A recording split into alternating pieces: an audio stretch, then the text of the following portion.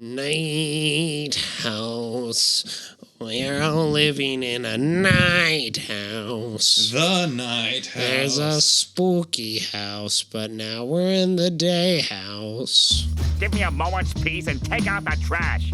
We pay taxes for people to come and take the garbage.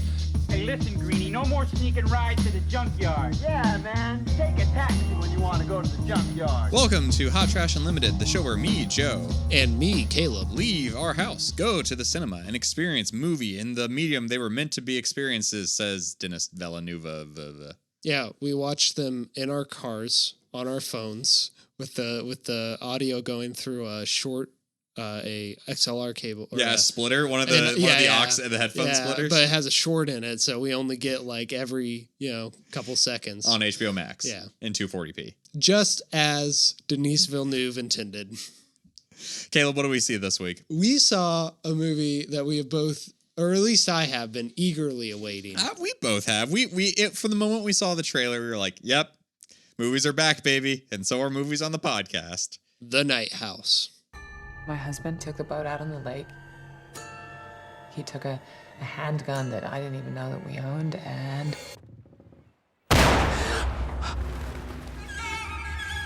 I didn't think we had secrets. Everybody has secrets. It's our house. But backwards. What the hell was he doing?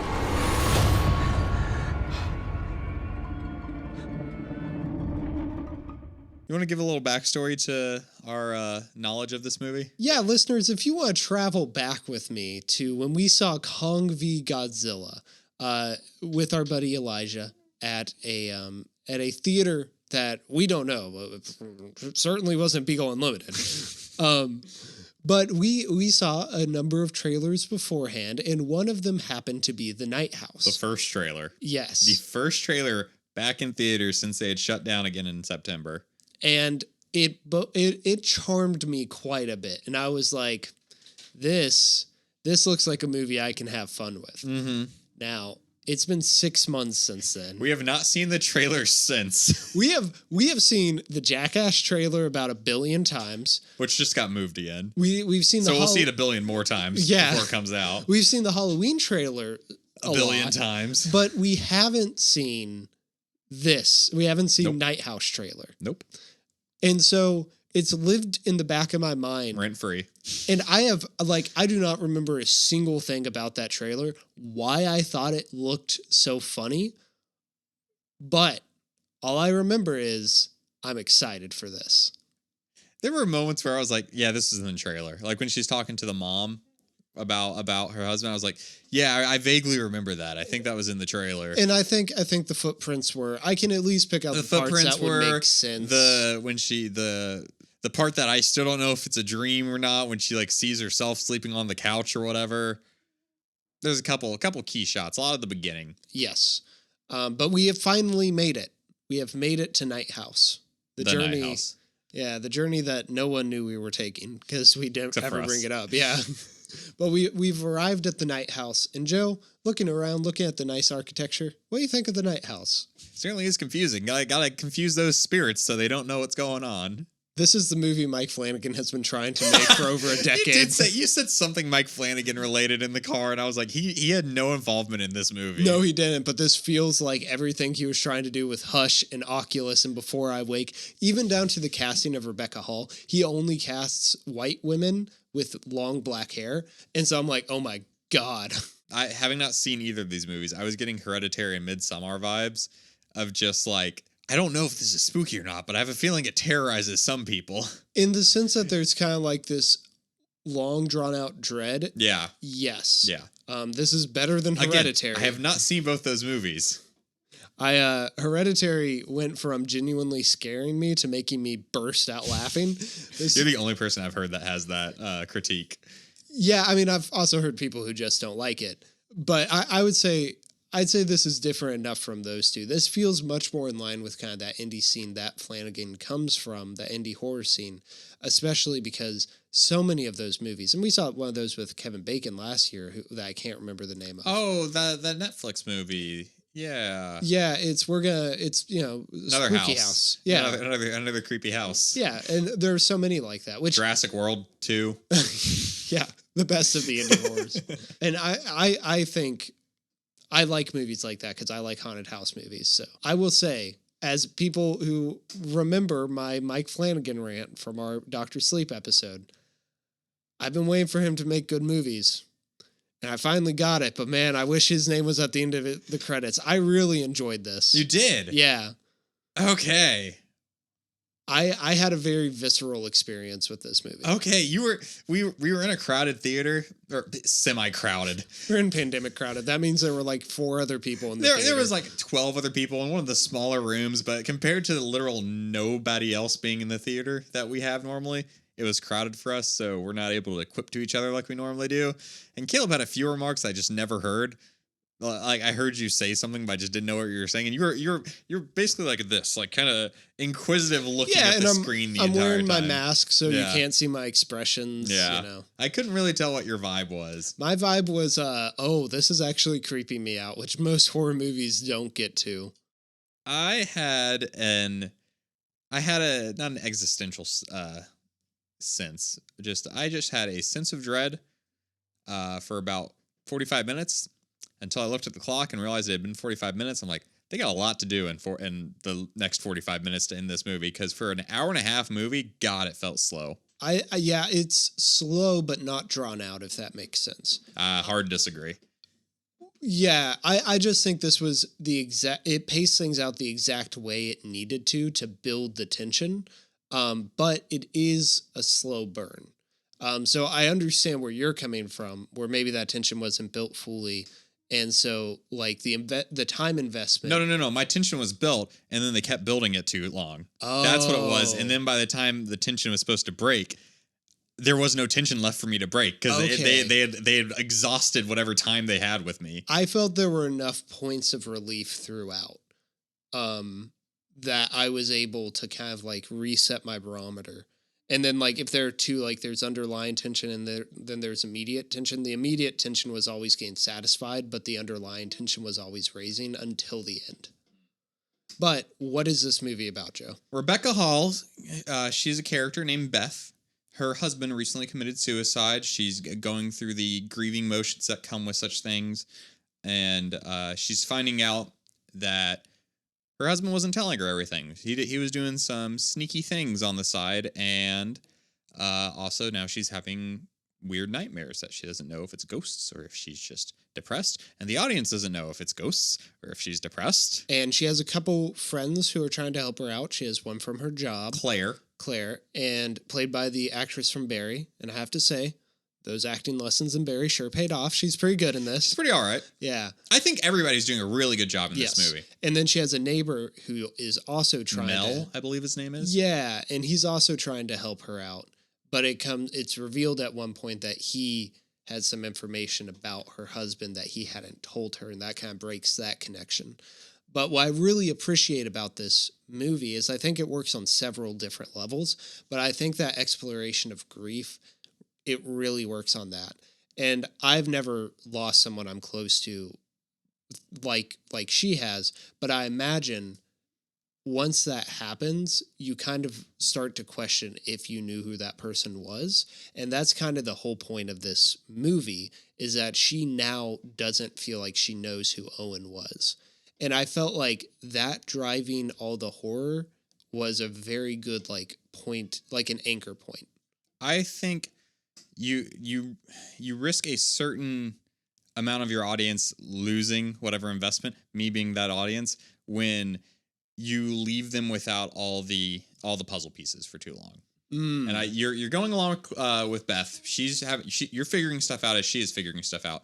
All the while, spooky things are happening. Now, the audience knows you're in a spooky movie, so you got to give them some sort of thread to hang on to. And I feel like this movie is simultaneously trying to give you no answers and have you come to your own conclusion, while giving you all the answers at the same time, but you don't know if they're actually answers. If that made any sense. Yeah, I think what you're saying there is something that I think it gets to a difference in how we watch movies. I kind of talked about this off podcast when we were talking about Wonder Woman 1984, which is a movie I enjoy and that you don't. And I say this with no judgment. You are a more logical viewer. And you get bogged down in the logic. I get bogged down in the emotion. The movie has to, if you have failed to suspend my disbelief, then I can't go along with your movie. Yeah. If there's a certain amount of logic that goes into it and then your movie just stops having that logic, then I'm like, you messed up already.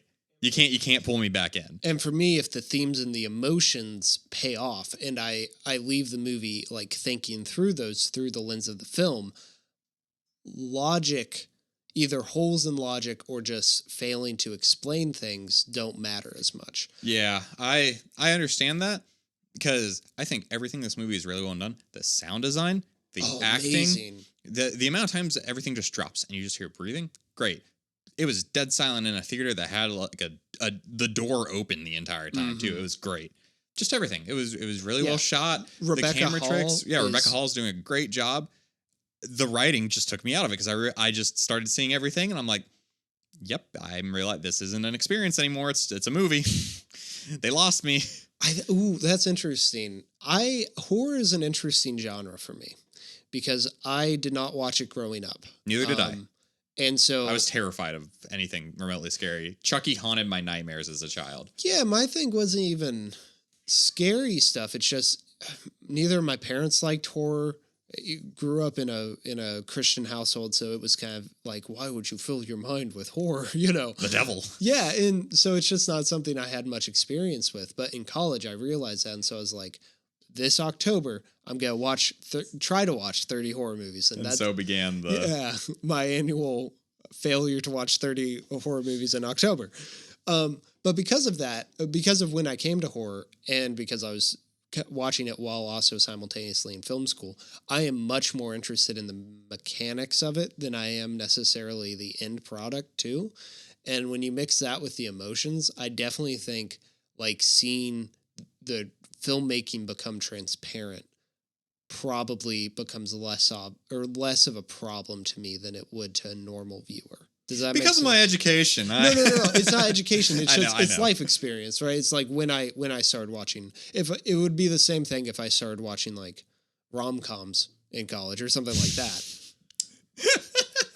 What if this movie was a rom-com? Well, at one point it kind of is. Yeah. So overall, it doesn't work for you, but you do have those moments where it does work. For the first like 45 minutes, it was up until the point where I realized we were over halfway into this movie and I still didn't know what was going on. And like I knew what the runtime was beforehand. I knew it was like an hour and a half, hour 40 or whatever it was. I was like, I know they got to wrap this up at some point. So then it got to the point where like I was like, okay, I guess we're in the second act. It got to the point where I was thinking about the movie like formula as a whole. Yeah. And that was where it lost me because it didn't do anything to pull me back in.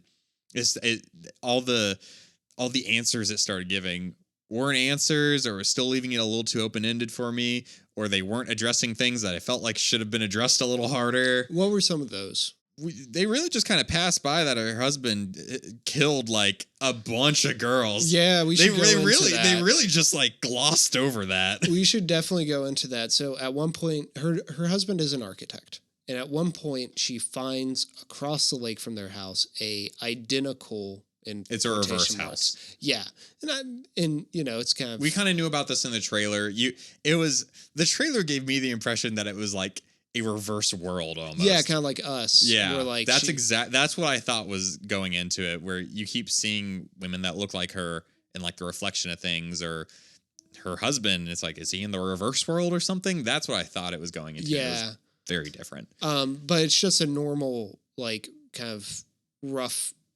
I was gonna call it a rough sketch of a house. Whatever. It's the walls. It's the foundation. It's the foundation. Yeah, but it also has the walls and Yeah. stuff.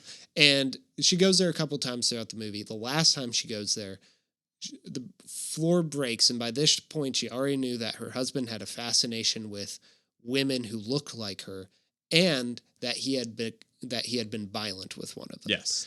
And so the floor breaks. she looks down into like the crawl space area and it's filled with dead bodies of women who look like her. And that is what leads into kind of the final confrontation with the maleficent force in this movie. But it never goes back to that. You never see. And that's the one part of the movie that I think we can agree on. The points in the movie where you're like, where's the horror from what this man really did? And where's the horror from this force that is haunting her? Where do those cross over? And I don't feel like they did a good enough job connecting those. That's where I thought the movie was going to end. I thought that's where like the real horror was, because like I still don't know what was going on, but my husband murdered all these women. Yeah. And we don't know what. I thought that was going to be it. We weren't going to know. It's like, oh, maybe it was ghosts. Maybe like much tidier ending in my mind. The connection it tries to make is that this force is the nothingness she felt when she had a near-death experience. In our great state of Tennessee, by the way, yeehaw. It was either it was on low, bro. It was either in the south or the east. We don't know which. Definitely wasn't in the middle because there were mountains. And so she has this near-death experience. She experiences nothing when she dies. That is the force that's haunting her, and it's come back for her. And her husband has been killing other women who look like her to try to trickery. And that's where I'm like, I feel like the movie is almost justifying it. And it is. For the majority, I'm like, I appreciate that we don't know anything about the husband because we're only seeing it from her perspective. That's the one time that I feel like the movie, if the movie was going to handle this responsibly, it should have revealed more. Like, is that actually what was happening? Is that something that's my problem that nothing with it, was trying to make her feel? I think it's still trying to like open-ended answers of it was just like her grief in her head personified, and like it wasn't actually a ghost or whatever, but maybe it was. Like, I think it's trying to have both answers, and we glossed over the physical real thing that happened. Yeah, it gets too real at that moment. And it's like multiple women died. Yes. This part was not in her head. Like, that was real. And you see some of that violence, and it's very, like, I don't think it's sensationalized, but it is very visceral and brutal and uncomfortable to watch. And I like the idea that, because she then goes back to the house, and she's like, she tries to talk to Owen, and like, the ghost of Owen. Yeah, there's a part where she's connecting with it, and then she eventually finds out it's not Owen. But in that moment where she thinks it's Owen, she is kind of relieved and happy. I like the idea of her still wanting to be with this man, even though she now knows that he did things poorly. The problem, or poorly, he was a serial killer. The problem is that the movie doesn't sit with that emotion long enough, or that idea long enough. No, it starts wrapping things up, and at a point where I'm like, we still got questions to answer.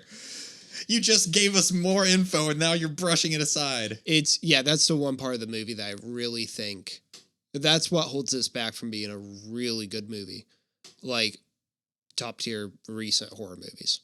I really enjoyed it. Oh yeah, great. It was really good, and I think the third act is the most like, oh yeah, this is a horror movie. Got to get like the actual ghost stuff into here, because before it's more just thrillery, where there's weird things happening, and you're not really sure if it's like real things or a reflection of Rebecca Hall's state of mind. But the movie also never gets you to believe that she's having any like episodes, I guess you'd call it, where she's like her grief is influencing like what she's seeing around her or something like that. She is an alcoholic. Like, she is guzzling down brandy for the majority of this movie. That's true, but this movie, it's never having you like, it's never showing you, hey, she is experiencing some things other than the specter that is haunting her right now. But also, maybe it wasn't actually a specter. I think it's just trying to do two different things at the same time. Well, it should have stuck to one of them. And ultimately, I don't care which is true. I'm fine with things being left as abstract and as ambiguous as needed for her to come to her character arc, which I think she does. The finale on the boat is beautiful, and I love it. However, like you said, we had that part right before where it kind of doubles down on the horror stuff. I like that stuff. It spooked me, but it does occasionally feel at odds with the rest of the film. I'm going back on myself too, because it thinks it's trying to double down on this stuff or not double down. It seems like it's trying to have the open ended both ways, but also she discovers blueprints where he's specifically building these houses to confuse the specters, like make it a maze. Yeah, like that is a real thing. There's a bunch of real stuff in this movie that they write into this movie and show you in this movie that they then ignore because they're also trying to have it be a metaphor at the same time. which I think all that stuff can bolster the metaphor. Sometimes you want to throw in a couple extra pieces because to me this is throwing out a bunch of ideas and letting the viewer. And it's a risky gambit because maybe the viewer won't do this, but letting the viewer put together those pieces and thus have a more personal experience, but a more meaningful one with the film. The problem is, I think if one of those pieces is prolonged and like repeated violence, like what we see happen to those women, I think that crosses a line. Like just for me, that kind of drew me out because it was too real. That scene was more just confusing me because I couldn't tell what was actually going on.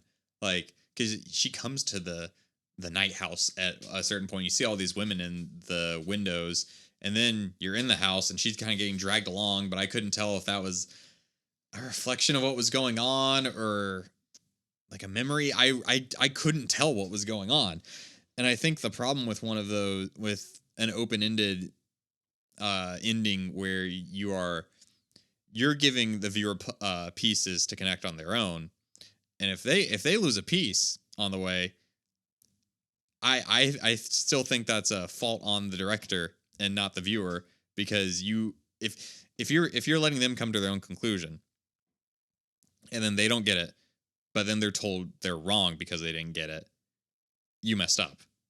Interesting. I feel like if you're gonna give it an open-ended answer, but there be a right answer, then it's wrong. I don't feel like there's a right answer here. I think there is. I think it's the ghost. Oh, you're talking about that. Yeah. This goes back to the logic thing. That is a thoroughly uninteresting question to me of whether there actually is a ghost or not. To me, it's like, what is the central theme of this movie? What is he putting all these pieces for to help you explore?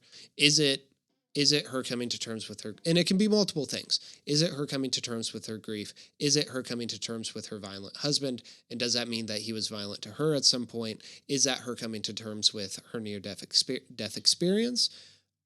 And then eventually reattaching to humanity and stop isolating herself? And I'm just not sure it put those pieces that well together because the violence, and I keep saying violence, but let's call it what it is. The murders are too much of their own thing. Mm-hmm. And it feels too separate from Rebecca Hall's character. Yeah, you put a different puzzle piece in the it's a different set in the middle of it. Yeah, I'm building my Star Wars Legos, and you threw in what are the off-brand Bionicles, the Mega Blocks. You threw in some Mega Blocks. I do want to say real quick, tangent. I do really like how this movie does not use not visceral, that's a bad word. Gory, bloody, violent, kind of horror until it needs to with showing all the murders. I think that's handled really well. I wanted to throw that out there because it's part of my conflicting thoughts on the murders, because while I don't agree with their inclusion in the story, I think from a filmmaking perspective, they are handled well, if that makes sense. Yeah. I mean, I don't think anything was like super obscene during that whole montage. Yeah, but even before that, we got nothing close to it. So it makes those scenes hit even harder. I felt they weren't too like focused on, like you're seeing everything from behind Rebecca Hall's head every time, and it's kind of just mirroring where she is. So you're getting a sense of like uneasiness watching it, also because it's like violent acts happening, but you can't really get a focus on what's going on before she's flung to the next one. Yeah. I have one more kind of question / segment, but do you have anything else to say about the movie proper that we haven't touched on?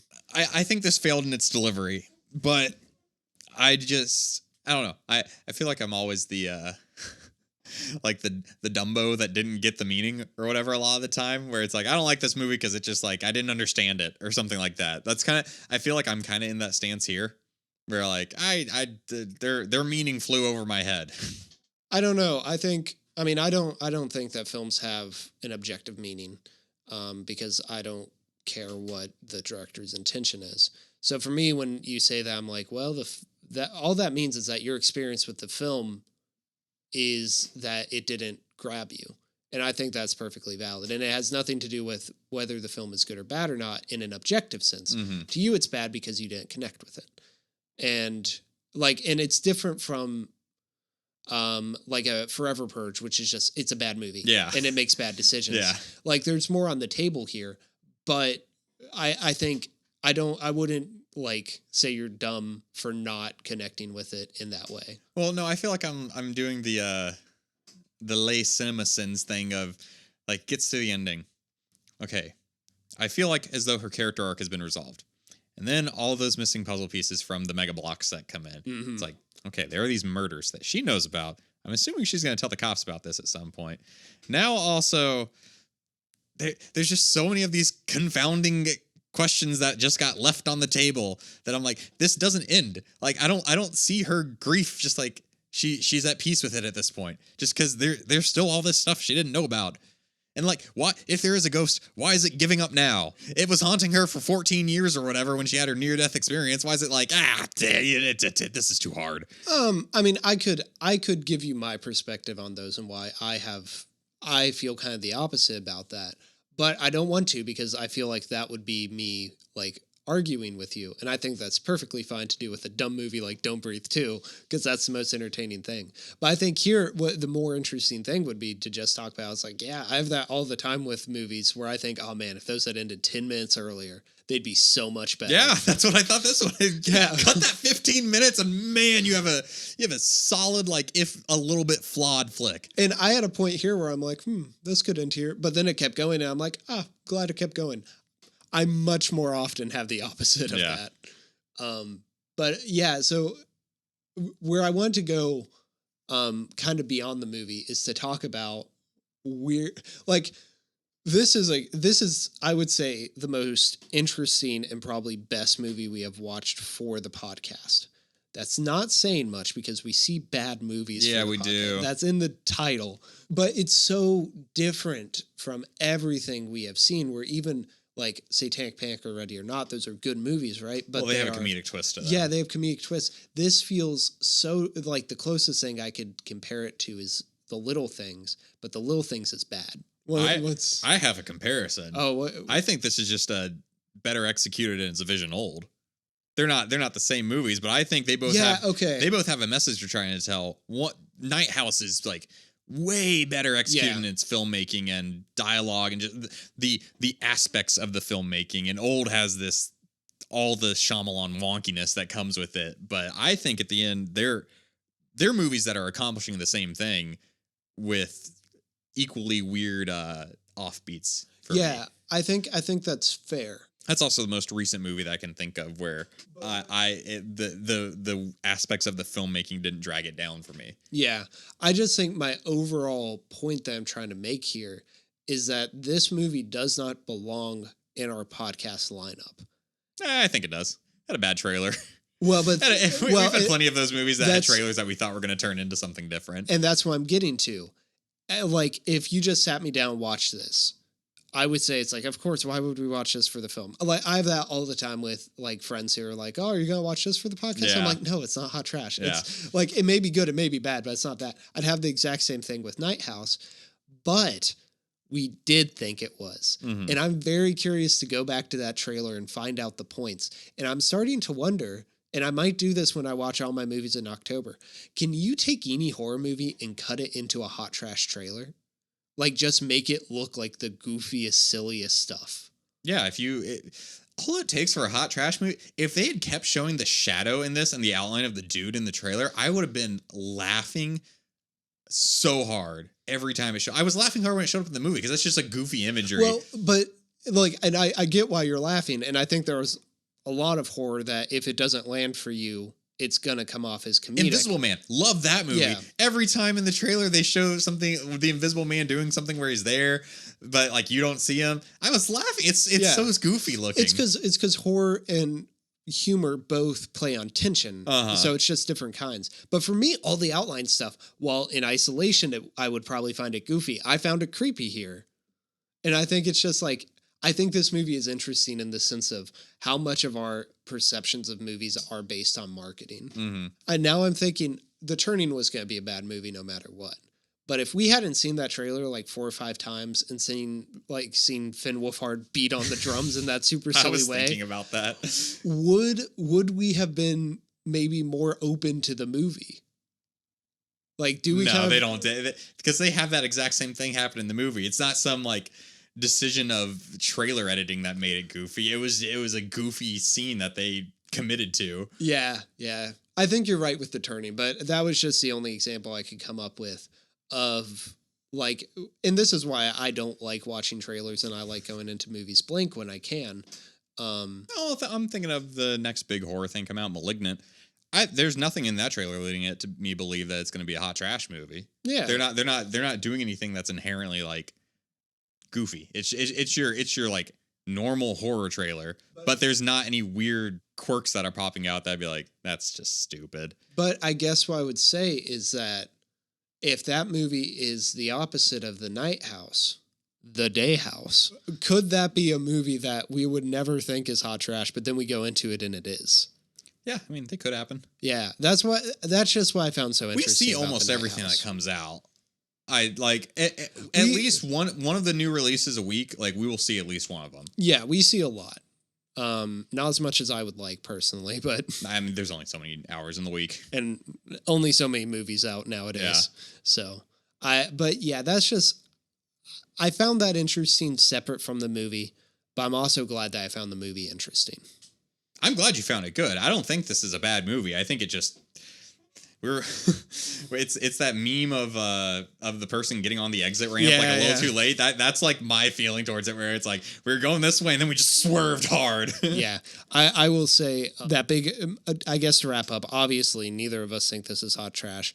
I think if this had nailed the violence aspect of it, the murder aspect of it, or if it had eliminated that and replaced it or whatever, I feel like this could be, oh man, this is like one of my top tier horror movies for the year. And I watch a lot of horror. Mm-hmm. So like at least 30. Yeah. And as of right now, it is the best horror movie I've seen this year because it's basically this against Carnival of Souls because October hasn't happened yet. So it is up there, but I do think this could be better.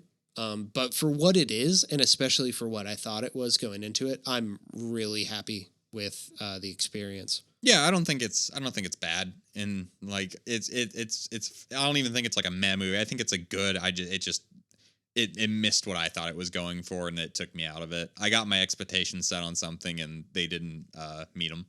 Yeah, and if your expectations for this podcast is that we're just two rude boys making a bunch of goofs and riffing on bad movies, you probably didn't get that with this episode, but you can get that with our extensive backlog. We are sneaking up on 50, and let me tell you, we have something really fun planned for episode 50. If you are interested in any of our other podcasts, we have All New 52, where me and Joe talk about comic books. Then as a spinoff of this, Star Wars Therapy, where me and our consistent guests, Steven and Alex, talk about Star Wars. And then I'm also on the Snub Club, which is a older movie podcast. It's not really connected to this one, so I don't know. They're about movies. Yeah. It's still movies. Oh no, Joe, there's a night house behind you. I don't know how to end this one. It's the Content Castle, not the Product Palace. It's Charlie Cox. Ah! No, that doesn't work because the listeners don't know you look like Charlie Cox. We have to, or so I've been told. We have to go back and re-edit into like our Charlie's Angels episode. You just being like, some people say I look like Charlie Cox.